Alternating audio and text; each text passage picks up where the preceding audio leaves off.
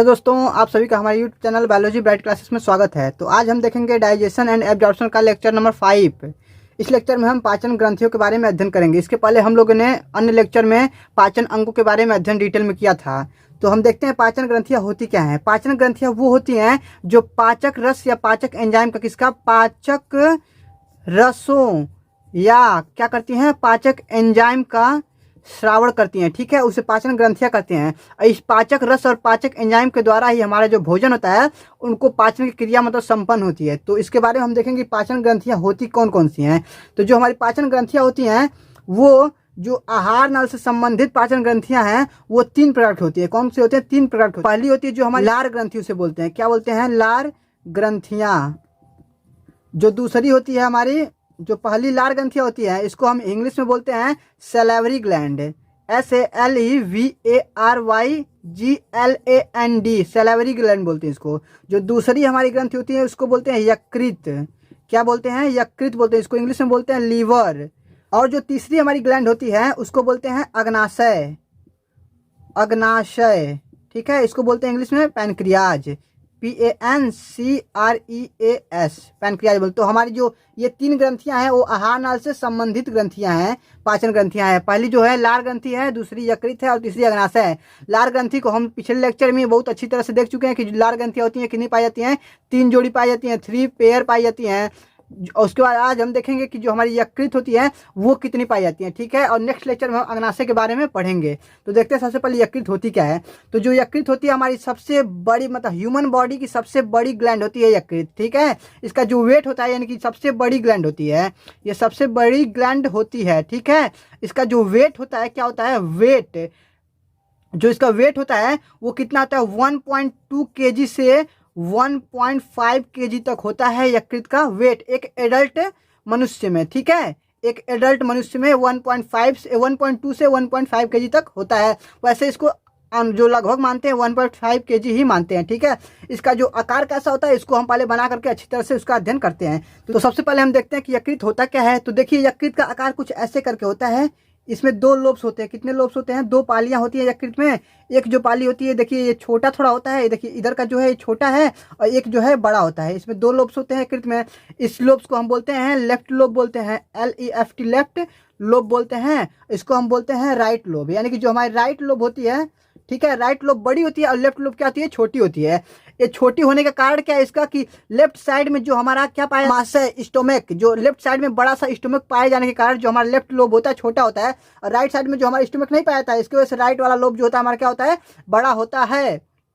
और इस right side के लोब के, यकृत के राइट साइड के लोब के बड़े होने के कारण जो हमारी राइट किडनी होती है वो थोड़ी सी नीचे आ जाती है। यानी कि जो हमारी किडनी बनती है ऐसे करके, ये किडनी है ना, तो ये जो हमारा लेफ्ट वाला किडनी होता है थोड़ा ऊपर होता है और राइट वाला किडनी जो होता है थोड़ा नीचे होता है। लेकिन बट किडनी का जो आकार होता है वो सेम होता है, बस इसका जो पोजीशन होता है वो थोड़ा सा चेंज हो जाता है। ठीक है, तो अपने पॉइंट पे आते हैं हम कि जो हमारा राइट लोब होता है वो क्या होता है? ये बड़ा लोब होता है और ये जो लेफ्ट लोब होता है ये क्या होता है? छोटा लोब होता है। ठीक, यकृत में कितनी पालियां पाई जाती हैं? 2 पालियां पाई जाती हैं। ठीक है, 2 लोब्स पाए जाते हैं। जो हमारा बड़ा लोब होता है राइट वाला होता है, जो छोटा लोब होता है लेफ्ट वाला होता है। अब इन दोनों लोब्स को जो आपस में जोड़ने का कार्य करता है उसको हम बोलते हैं लिगामेंट, यानी कि स्नायु बोलते हैं। ये जो है हमारा देखिए ये पूरा टोटल यहाँ से ऐसे करके ये आ रहा है बीच में ना, इन दोनों लोब्स को, जो राइट लोब है ये राइट लोब है इधर का और ये जो है लेफ्ट लोब है, इन दोनों लोब्स को ये क्या काम कर रहा है? जोड़ने का कार्य कर रहा है। तो इसको हम क्या बोलते हैं? स्नायु बोलते हैं। ठीक है,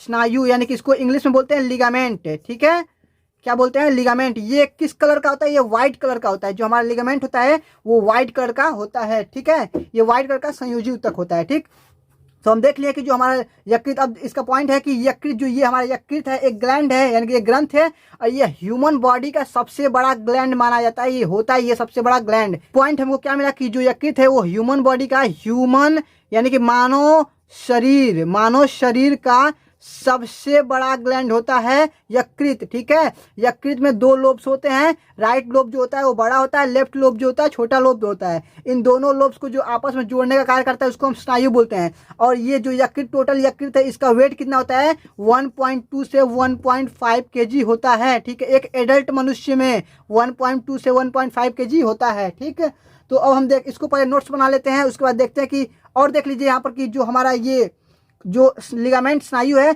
ये ऊपर के भाग को, ये स्नायु का ऊपरी भाग है यहाँ तक, इसको हम बोलते हैं कोरोनरी लिगामेंट बोलते हैं। क्या बोलते हैं? Coronary ligament. ये लिगामेंट जो होता है वो हमारे यकृत को कहाँ पर ज्वाइन करता है? जो हमारे इसके ऊपर डायफ्राम लगा होता है, क्योंकि जो हमारा यकृत होता है वो डायफ्राम के जस्ट नीचे पाया जाता है। हमारा यकृत जो होता है एब्डोमिनल कैविटी के अंदर, यानी कि जो उदर भाग यानी पेट वाला जो भाग होता है उसमें डायफ्राम के जस्ट नीचे पाया जाता है। इसलिए जो ये ऊपर वाला भाग होता है लिगामेंट का, वो इसे डायफ्राम से जोड़ने का कार्य करता है। ठीक है, इसको बोलते हैं कोरोनरी लिगामेंट। क्या बोलते हैं? कोरोनरी, ठीक है, लिगामेंट बोलते हैं। और नीचे वाला जो भाग होता है इसको बोलते हैं हम फैल्सीफॉर्म लिगामेंट। क्या बोलते हैं? फैल्सीफॉर्म, ठीक है, लिगामेंट बोलते हैं। ये क्या काम करता है? ये कार्य करता है कि इस यकृत को बॉडी कैविटी से अटैच रखता है। ठीक है, और क्या होता है कि जो हमारे यकृत है इसका जो संरचनात्मक यानी कि स्ट्रक्चरल जो और कार्यात्मक यानी कि फंक्शनल जो यूनिट होता है उसको बोलते हैं हम यकृत की पालिकाएं, यानी कि हेपेटिक, HEPATIC, हेपेटिक लोबल बोलते हैं, LOBULE, लोबल बोलते हैं। इसको बोलते हैं यकृत की पालिकाएं। यकृत की यानी कि हेपेटिक लोबल जो होता है उसका यकृत का क्या होता है? कार्यात्मक एवं संरचनात्मक इकाई होता है यकृत की पालिकाएं। अब इस यकृत की पालिका के अंदर बहुत ढेर सारी क्या लगी हुई होती हैं? सेल लगी होती है। कौन सी सेल? हेपेटिक सेल लगी होती है। ठीक है, यानी कि यकृत की कोशिकाएं लगी होती हैं। और ये यकृत की जो कोशिकाएं होती हैं वो कार्य क्या करती हैं? वो बाइल का श्रावण करती हैं। किसका? बाइल यानी कि पित्त का श्रावण करती हैं। ठीक है, तो यकृत का कार्य हो गया कि मेन कार्य यकृत का क्या होता है? पित्त का श्रावण करना होता है। इसका हम नोट्स बनाते हैं। तो हमारा हेडिंग क्या पड़ेगा? यकृत यानी कि लीवर। अब इसका पहला पॉइंट जो होगा कि यह हमारे बॉडी का सबसे बड़ा ग्रंथि होता है, यानी कि यह ह्यूमन बॉडी यानी कि मानव शरीर का सबसे बड़ा ग्लैंड होता है। क्या होता है? सबसे बड़ा ग्रंथि होता है। ठीक है, ग्रंथि होता है। इसका वेट कितना होता है? 1.2 से 1.5 kg होता है। तो इसको लिखेंगे कि दूसरा पॉइंट डाल के कि एक वयस्क मनुष्य में क्या लिखेंगे? एक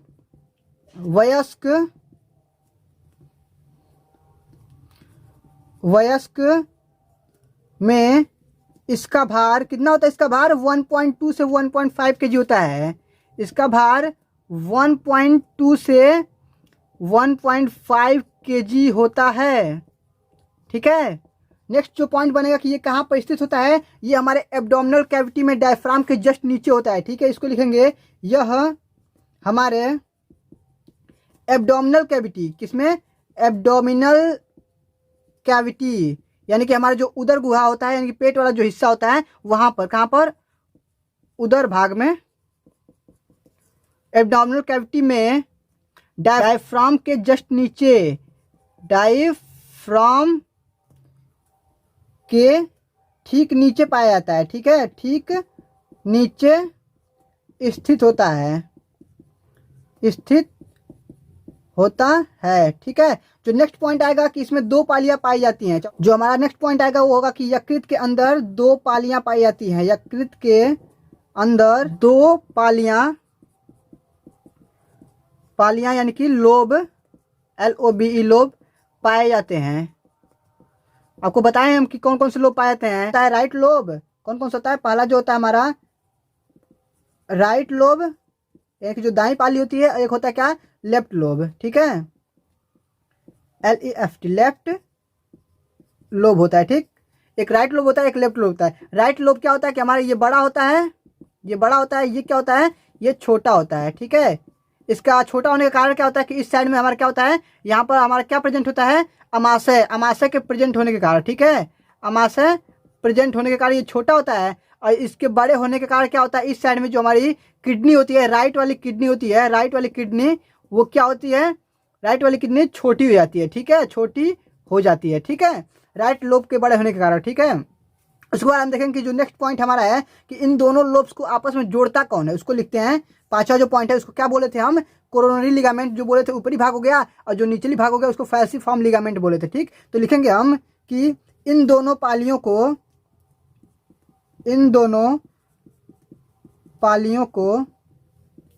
को एक व्हाइट कलर की, व्हाइट यानी कि सफेद रंग की संरचना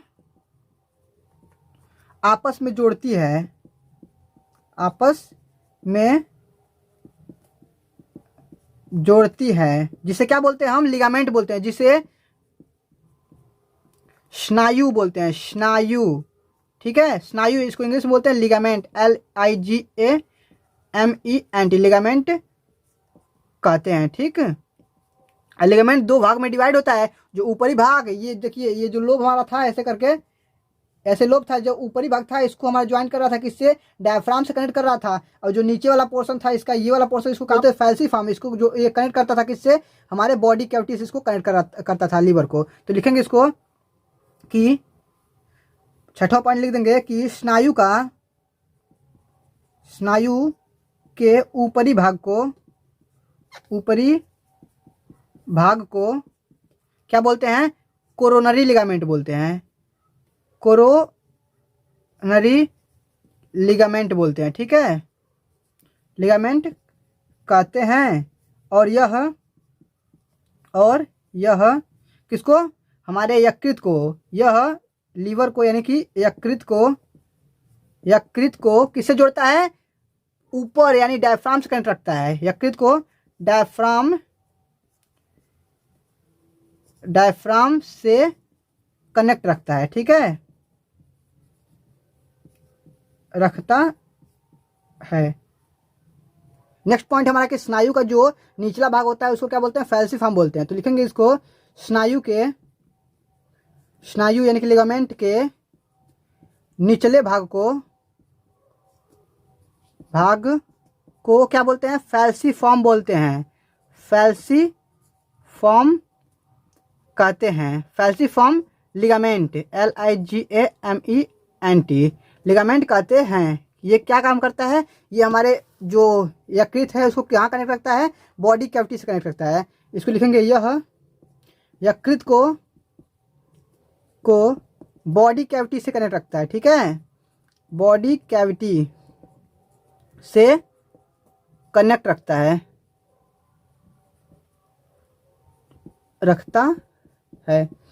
अब हम लिखेंगे कि जो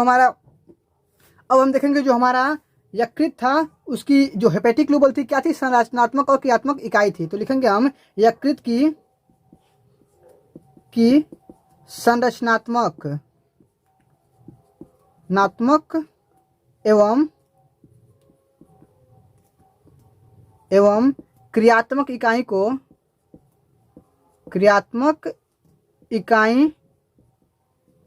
को क्या बोलते हैं, हेपेटिक लूबल्स यानी कि यकृत की पालिकाएं बोलते हैं। क्या बोलेंगे, यकृत की पालिकाएं क्या बोलते हैं, हेपेटिक लूबल्स, HEPATIC LOBULES, हेपेटिक लूबल्स कहते हैं। ठीक है, कहते हैं। और इन हेपेटिक जो लूबल्स होती हैं इसके अंदर बहुत ढेर सारा क्या भरा हुआ होता है, हेपेटिक सेल्स भरे हुए थे। वो कैसे इसमें व्यवस्थित होते हैं, रज्जू की तरह, यानी कि जो हमारे ये रज्जू यानी कि रस्सी टाइप के ऐसे ऐसे करके टोटल इसमें व्यवस्थित होते हैं। क्या व्यवस्थित होते हैं, हेपेटिक सेल्स व्यवस्थित होते हैं, पतली पतली। ठीक है, लिखेंगे इसको, इसके अंदर मतलब कि हेपेटिक लोबल्स के अंदर है, इसके अंदर क्या भरी हुई होती है, हेपेटिक सेल यानी कि यकृत कोशिकाएं। इसके अंदर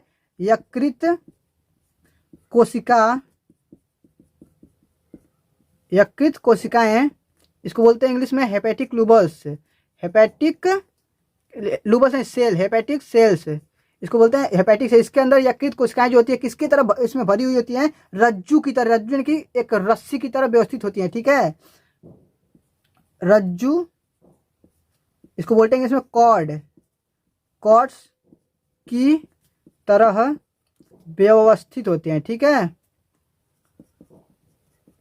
व्यवस्थित होते हैं। और ये जो हेपेटिक सेल होते हैं काम क्या करते हैं, इसका मेन काम यही करते हैं, हेपेटिक सेल जो होते हैं वो पित्त का श्रावण करते हैं। ठीक है, इसको हम कार्य में लिखवा देंगे कि जो हेपेटिक सेल होते हैं वो पित्त का क्या करती हैं, श्रावण करती हैं। ठीक है, अब जो यकृत की जो पाली होती है, यकृत की जो पालियां होती हैं उसको जो कवर की होती है उसको हम बोलते हैं ग्लिसन संपुट बोलते हैं। यानी कि जो हमारी यकृत की मान लीजिए पालियां हुई तो इस पालियों को जो हमारे कवर करने का जो कार्य करती है, एक संयोजी उत्तक होती है पतली सी, वो इसको कवर करती है। ठीक है, ऐसे बाहर से कवर की रहती है उसको हम बोलते हैं, बहुत पतली होती है। जैसे मान लीजिए हमारे ये यकृत का एक पाली हो गया, तो इसके जस्ट बाहर से ऐसे इसको जो कवर की रहेंगी उसको हम बोलते हैं ग्लीसन कैप्सूल या ग्लीसन संपुट बोलते हैं। ठीक, तो इसको लिखेंगे कि प्रत्येक पालिका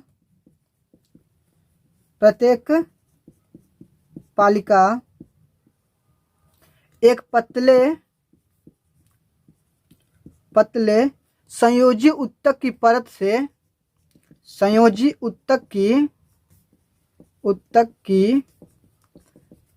से ढकी होती हैं। ठीक है, परत से ढकी होती हैं, जैसे क्या बोलते हैं हम ग्लीसन संपुट बोलते हैं। ठीक है, जिसे क्या बोलते हैं ग्लीसंस संपुट,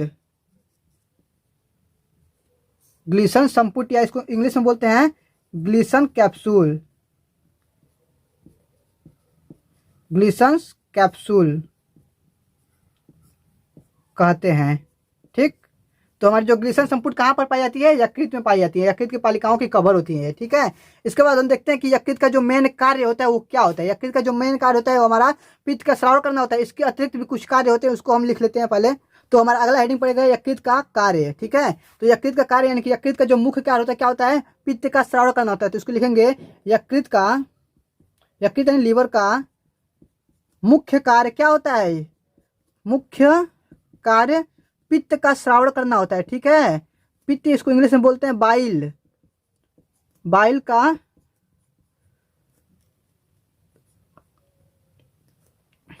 श्रावण करना होता है, होता है। ठीक है, ये पित्त का बस श्रावण करता है। इसको पित्त को स्टोर करने वाला जो होता है उसको हम पित्ताशय बोलते हैं। क्या बोलते हैं, पित्ताशय यानी कि गाल ब्लैडर बोलते हैं। ठीक है, इसको हम आगे पढ़ेंगे अगले लेक्चर में। ठीक, ये क्या करता है, यकृत क्या करता है, पित्त का श्रावण करता है। दूसरा हो जाएगा कि यकृत जो होता है हमारे कार्बोहाइड्रेट, फैट और एमिनो एसिड का, किसका, carbohydrate, fat and amino acid का उपापचय करता है। ठीक है, तो लिखेंगे इसको, यह कार्बोहाइड्रेट, किसका, carbohydrate, fat and amino acid. ठीक है, इन तीनों का क्या करता है, उपापचय करता है।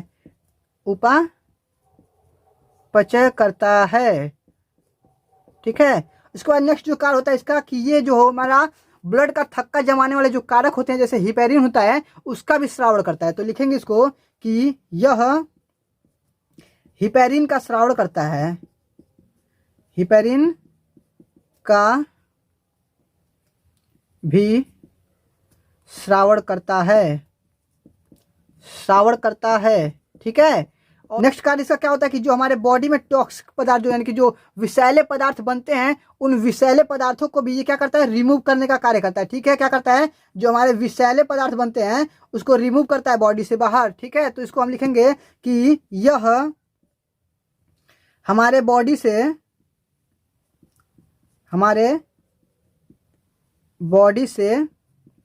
विषैले पदार्थ यानी कि टॉक्सिक विषैले पदार्थों को रिमूव करता है, को हटाता है। ठीक है, यानी कि हमारे बॉडी को डिटॉक्सिफाई करता है। ठीक है, और उसके अलावा ये क्या काम करता है कि ये हमारे लसिका का भी निर्माण करता है। पांचवा इसका लिख देंगे कि यह लसिका का भी निर्माण करता है। ठीक है,